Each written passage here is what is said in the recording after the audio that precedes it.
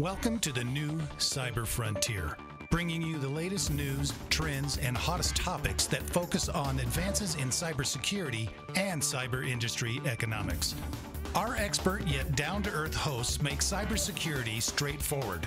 They ask the tough questions and make this challenging topic something that everyone can understand. Our candid approach lets guests open up on topics we would all like to see addressed. You can find us on the web at newcyberfrontier.com. That's www.newcyberfrontier.com.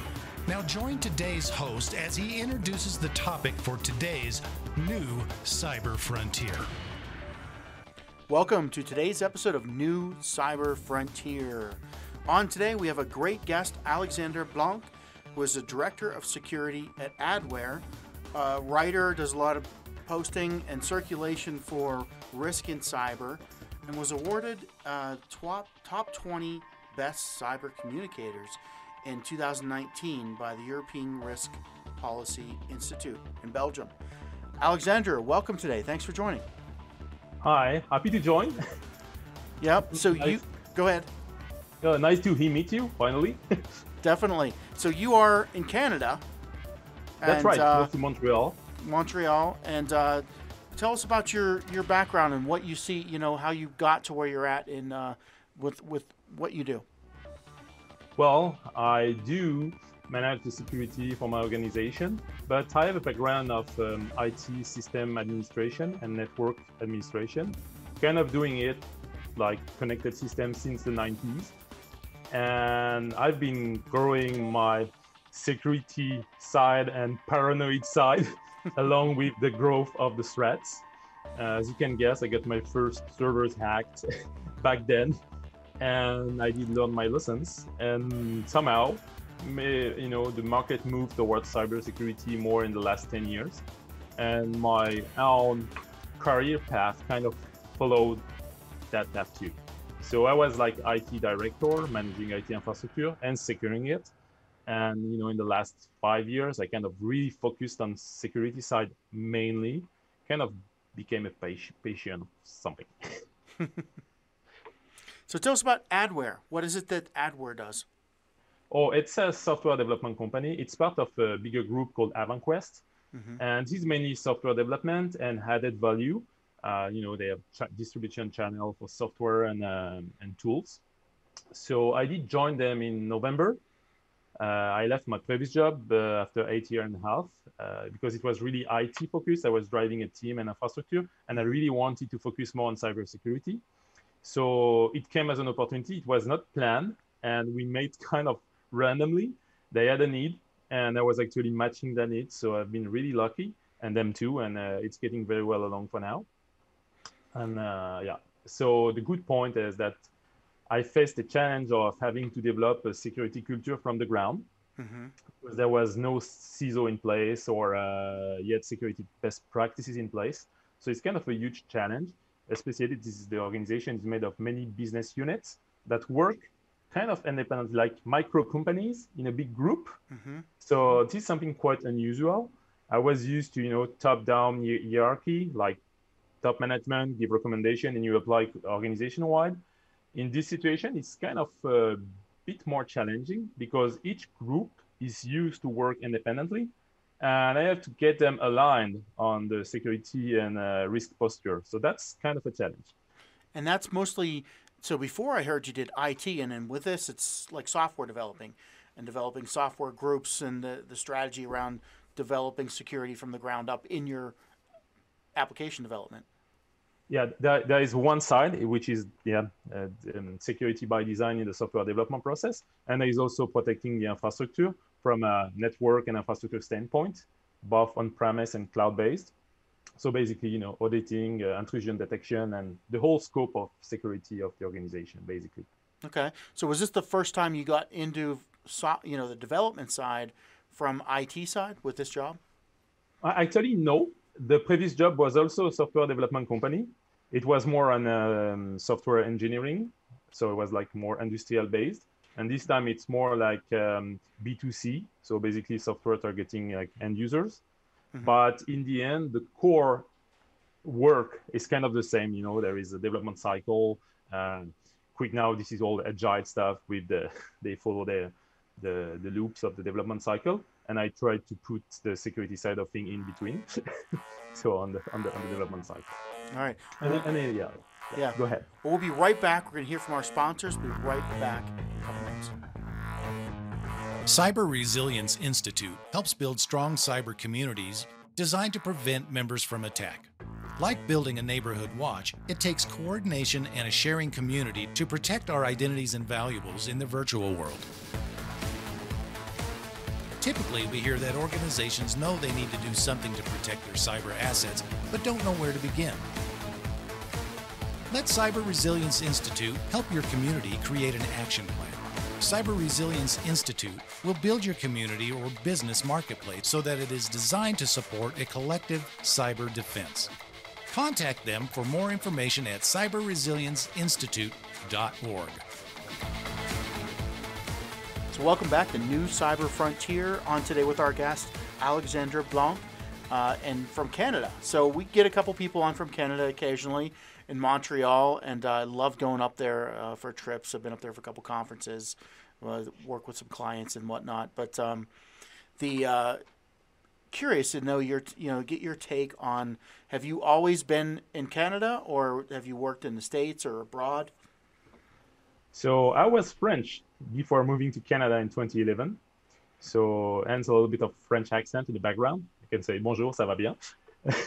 And and I did settle down in 2011. Got my previous job there, where I did stay 8 years. We spoke before, and now I moved on to Adaware, Avanquest Group, to manage the security exclusively.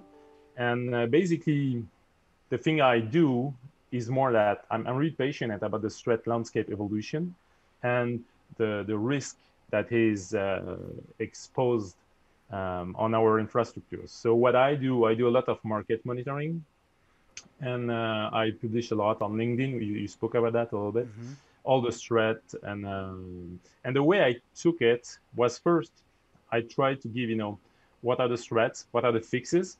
If there is a patch release, that you should patch it. But I also take a bit, I've been accused of doing some FUD, like fear stuff. But it seems that this kind of needed when we see the amount of leaks and breaches that happen all around the place. I don't see any way than doing a little bit, scaring a little bit people and organization about the risk they have facing this, especially with the latest regulation change, because there is a risk on the brand, there is a risk for the data, and there is a financial risk as well. So the approach I take is like, I share all I know, all I see as an opportunity for awareness. I get a lot of insight from my peers on the social networks, on LinkedIn mainly, getting advice on their position on that, how to address the risk, and the evolution of technology as well. Everybody is moving to cloud. We were used to on-prem. I was a lot of on-prem guy. I'm not a super cloud guy yet because of I'm not really convinced this is the full right approach for everything. It's good for some. You do a podcast, you cannot do it without the cloud because you need bandwidth, you need to stream it. So obviously you need it.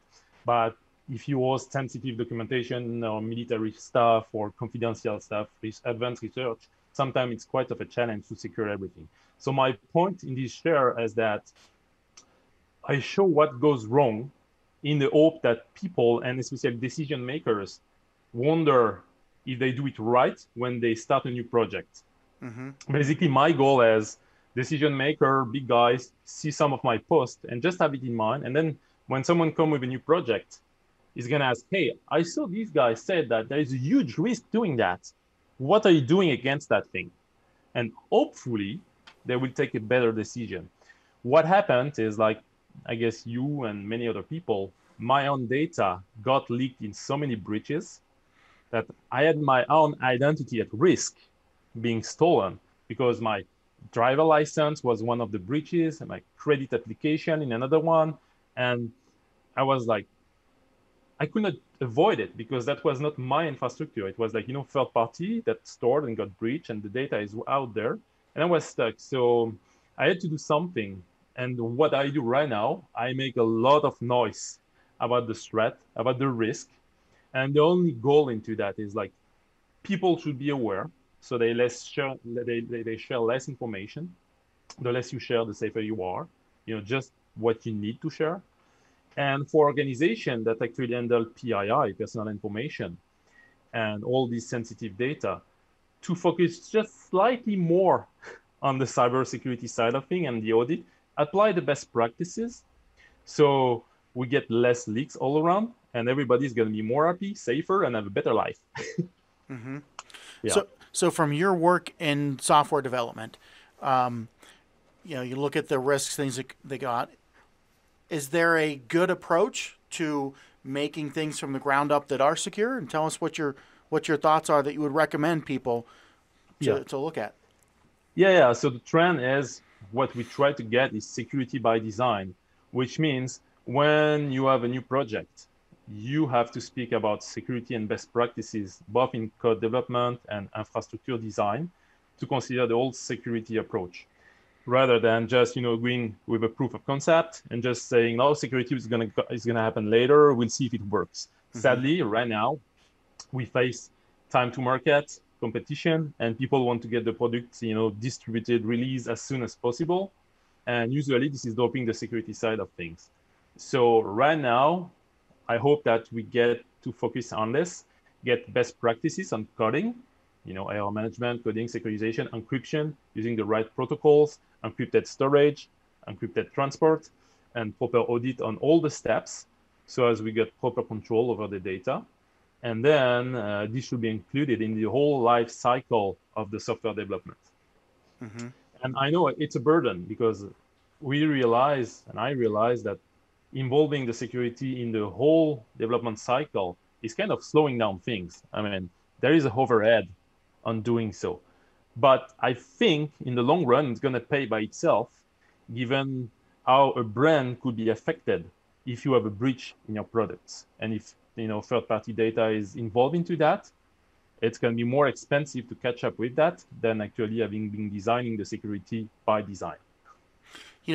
It's interesting that you brought that up, because when I think about, and I've been working with a lot of startups and new designs and stuff, and usually it's not the same people that do the design that end up having the breach later, because what happens is we get this flow of entrepreneurs rushing something to market, being cutting edge, ingenuitive, making great ideas, get a company, get an app that works, sell it to a big company, and now it's somebody else's problem on the blow up and add security and what happens when 10,000 records or 1 million records are stolen because they just bought an application that had good features.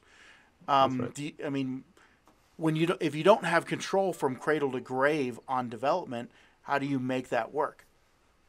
Yeah, that's a tricky part. And when a big company usually buys a smaller one, which is innovation, so there is a due diligence process that usually involves code audit and validation. And there is a risk assessment that is done on the product, and we'll have a risk rating that should actually match the risk position of the company that buys it. And sadly, one of the compensation measures in risk assessment is the risk acceptance. It's a very valid decision to take to accept the risk if it's within the range of the acceptable risk for the organization. Now, what is changing right now, when everybody knows that CCPA, GDPR, and all the privacy regulation coming into place, is going to put a lot more pressure on the due diligence process, because it's getting much more expensive to fail on data protection than it was before. And you raised the point about the responsibility side of things. This is a topic I raised very often, and it's kind of drawn into the cloud stuff as well. There is a liability issue between the data owner and where it is and who's responsible for things. And right now, it's kind of blurry, and we can see the legal system has tough time to catch up with it.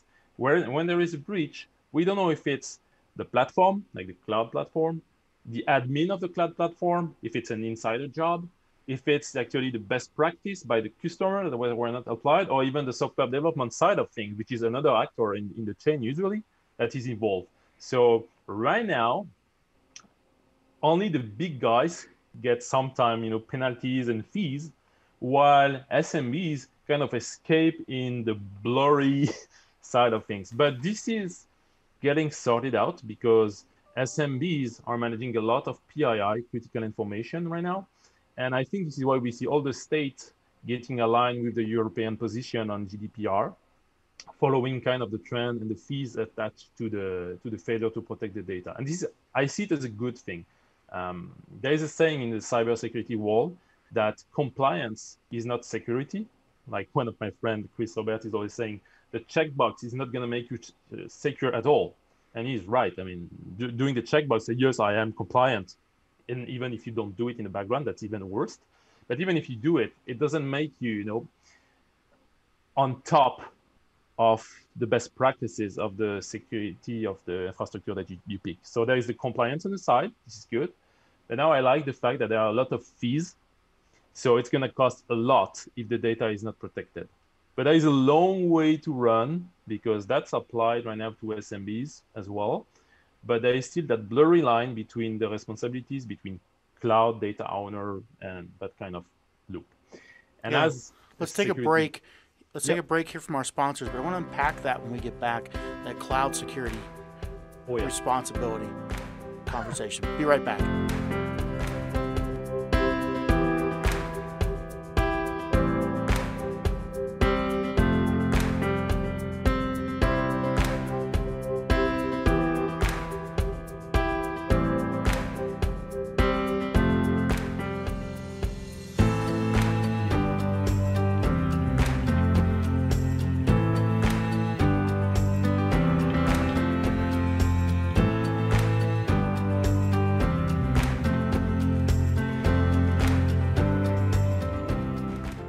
Welcome back to New Cyber Frontier on Today with Alexandre Blanc.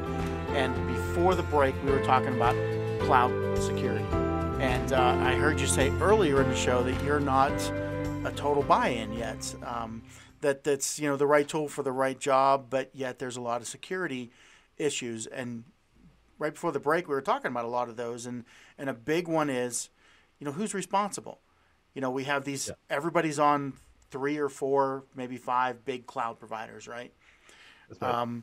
And if that provider would have a compromise, is it their responsibility if 100 companies' applications are compromised? Or is it the individual companies? Or is it their admin? Or is it the admin of the cloud provider or the company that did it or the design team? If we can't determine where the problem is, how do we even find anybody? And you raised an amazing point about determining who's in fault. And that's one of my key issues, that the lack of visibility. Mm-hmm. Like what happens in the backend, who has access to what. That's something that's one of my fears with the cloud stuff. So to me, I was trying to keep this approach, which is public cloud, public data. This is fine. You got to stream, you got to distribute big data packages. This is fine because cloud has the bandwidth, the resource. You need workloads that have no sensitive data. You have low risk. This is fine. But if you start to have to run on sensitive data, and nowadays, PII, like phone numbers, email, address, birth dates, this is all becoming sensitive data. So I am questioning the cloud on the security side of things. And when I do that, there is like many people in the cyber field say, well, you think you're better on-prem securing your stuff or having a dedicated team of engineers which are specialized on the infrastructure side of things of the cloud. But there are two things. There is the cloud infrastructure we spoke about, the backend, the management side, which is usually very secure. I mean, unless you have an insider job, like we saw with some cloud provider lately in the past year. So this is happening. That's a risk. Usually, we don't expect the infrastructure to fail on that side, but we expect the wrong implementation on the customer side.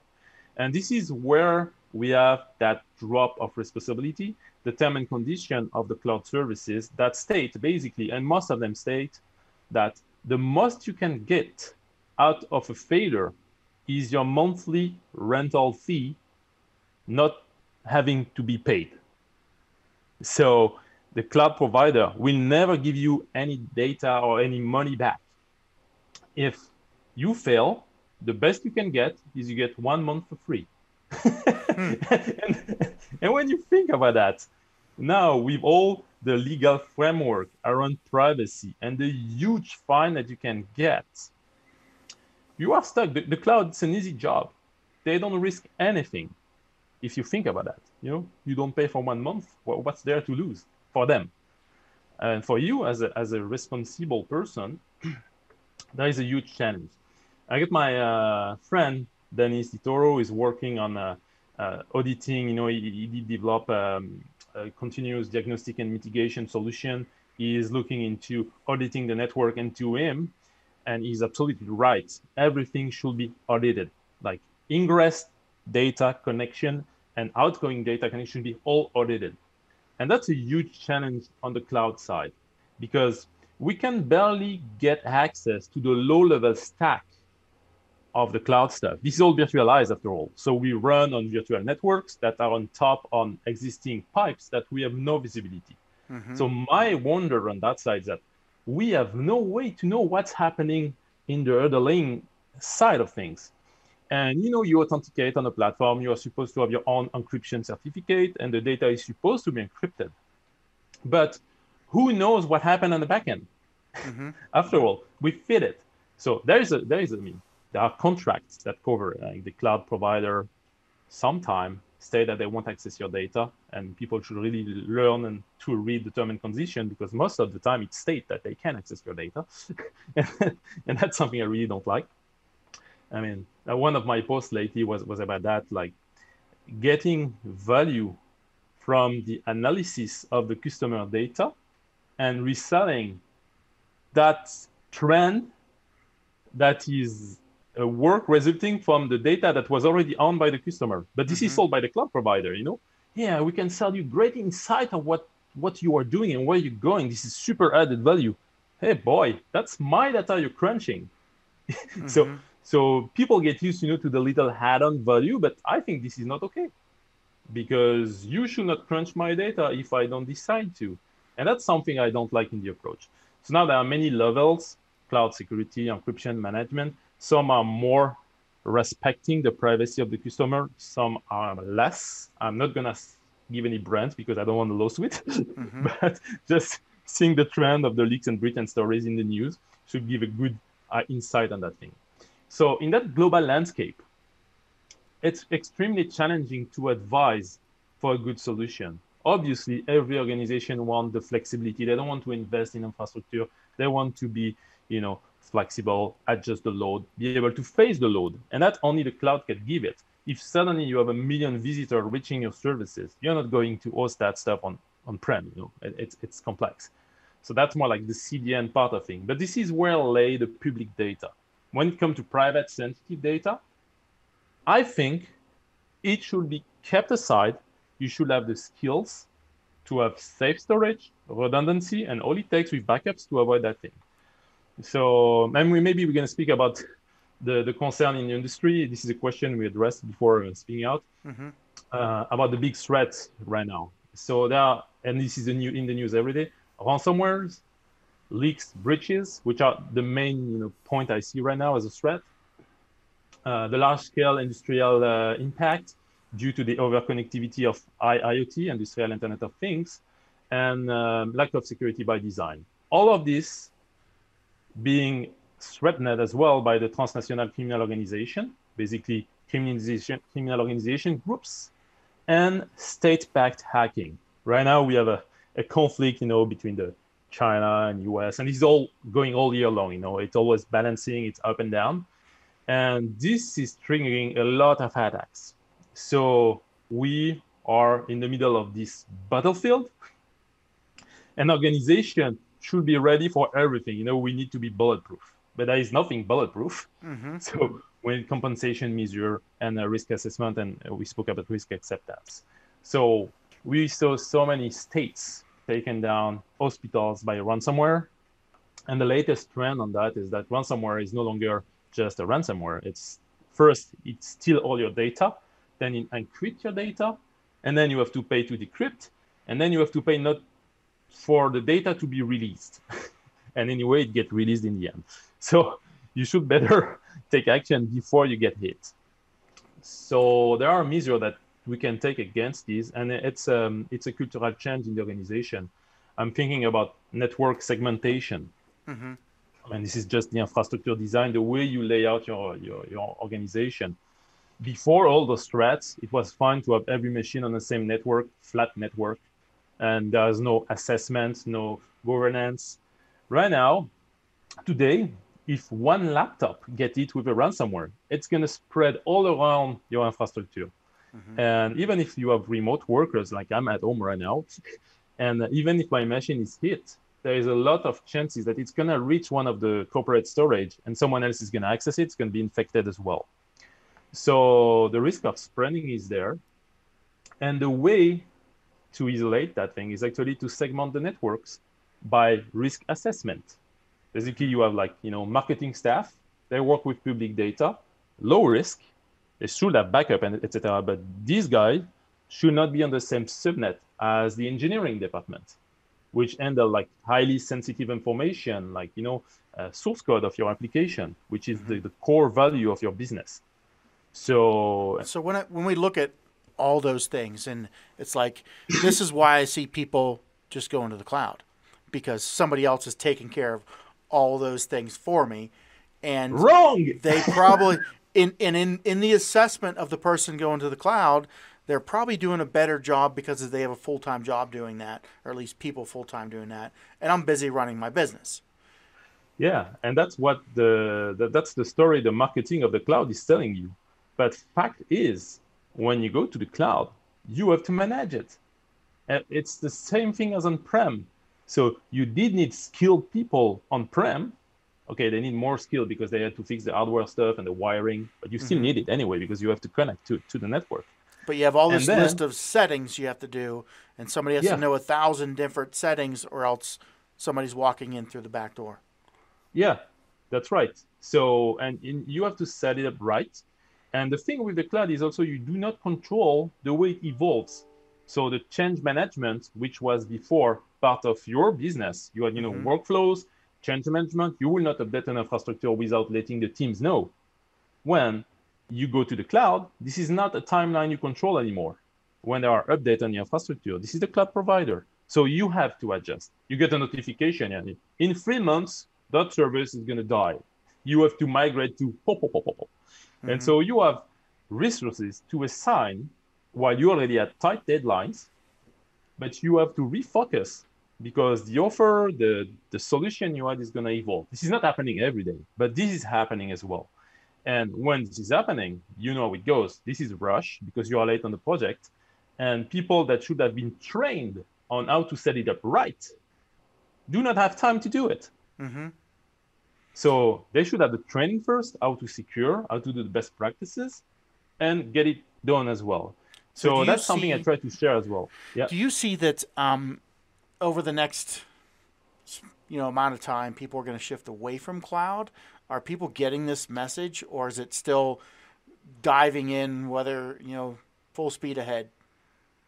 I think it's going to be an evolution. I don't see, going back to what it was, but I see kind of an evolution toward private cloud, more dedicated stuff. Mm-hmm. Right now, it's all unified as a big single point of failure where everybody is blind to what happened in the back end.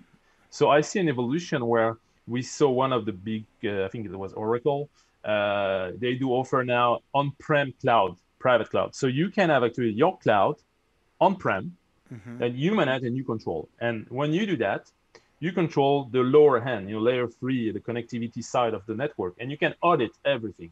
So this is something that is really missing when you use the public cloud or the cloud that is somewhere else. Because one of my friends say that it's like putting your data on your neighbor's computer. Mm-hmm. You don't know what's happening below. I like this picture because it's not yours, Yeah. So I think there's going to be an in-between where we're going to have dedicated cloud with services, but in which you're going to be able to audit up to the lowest level. Right now, no one, neither you, neither I, can go in a data center of Azure or AWS. We will never see what the hell is happening in the back end. We can't go. It's like secured, but it's also blindly secured, so we don't know. And because they have access to it. Yes, that's right. So from a legal perspective, like, you have a contract that states that they will not do that. But every day we see in the news events happening that actually show that the contract might not be enough. So that has been compensated by cyber insurance, risk covering, and you get money if you get a ransomware, if you get a breach. But we kind of reach a limitation now because the threat is growing so fast that insurance are not able to face, and the cost is rising. So at some point, the curve are going to cross where cloud plus insurance, it's going to be much more expensive than having your own team and your own stuff. Interesting thought. So, but yeah, it's a long run, and obviously the cloud provider are not going to give up on the amount of money this is bringing. So I'm hopeful that we're going to see a right evolution, granting back ownership and control to the customer. Interesting. That's what I'd love to see.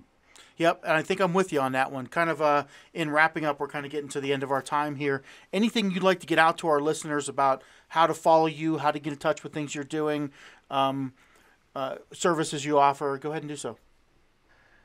You can follow me on LinkedIn, Alexandre Blanc, B-L-A-N-C. You will see me screaming against the cloud all the time. I'm fairly known for this cloud equal leak and connected equal hacked. So on LinkedIn, you will not miss it. Like, people will cite me on that. And the whole point, I want just to specify that I don't hate the cloud. I grew with it, but I don't like the way it went and what we just explained in this whole discussion. So I'm gonna continue to shame the cloud and complain about it until we get a decent solution and something that is aligned and respecting privacy when our data remain our data. I mean, that's the approach. And if people have something to do right now for themselves, make sure you use different password on each and every account. That's a key stuff. Make sure you enable multi-factor authentication, because even I have an iPad for the kids, and just tonight I got an SMS saying your second factor authentication is that's the key, but I didn't type the password, so I know that password is gone. Someone used it, and they've been stopped by the second factor. So we'll have to reset that password, put something else. So if people do that, it's gonna avoid a lot of issues. It's not gonna be bulletproof, as we said, because it's always easy to pay an insider's people to get what you need. But this is not happening on you and me. I mean, for high value targets, it may happen. For you and me, we have nothing much, that deserve to pay someone to access our data. All right. Well, yeah, thanks for being on today. I'm going to have you back because I like to hear from opponents of cloud. And it's definitely something that you'll find me writing on. I wrote on years ago is, what is going to become of this animal where we have no insight in the back end and we're just taking somebody's word for it, some big company. And we've all learned to just trust those 4 or 5 big companies. But I definitely agree with you on that one. So I'm really happy because this is unusual to have people publicly admitting it. I have a slight group of people that really fight for it.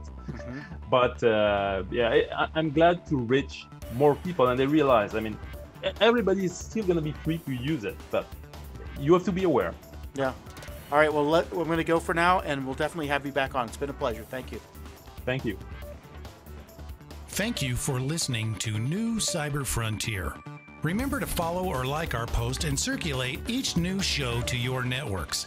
We keep you informed, bring you the latest news, explore new trends, and find the hottest topics.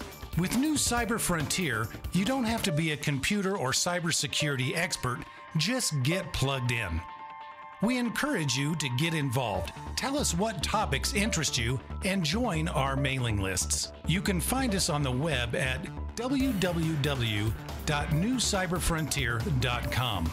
That's newcyberfrontier.com. Check out our previous interviews and please let us know if there are any topics that you would like to hear discussed. See you next time on New Cyber Frontier.